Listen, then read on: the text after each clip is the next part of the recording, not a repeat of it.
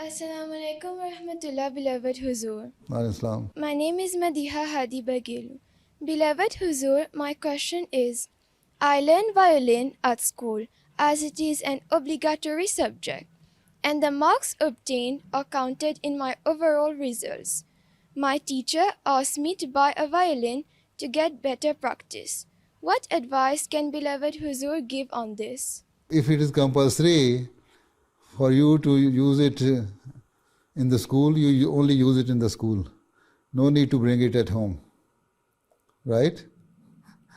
At home, you should concentrate more on your prayers and other good things which can increase your knowledge. Violin is just nothing for you. It will not help you to increase your knowledge, nor help you to improve your brain capabilities and capacities,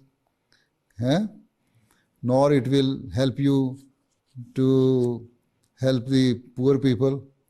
So you should try to gain that knowledge which is useful for yourself and for the human being and for your religion, right? If you are trying to play that, it should only be in the school, not in the house, right? Right? Okay.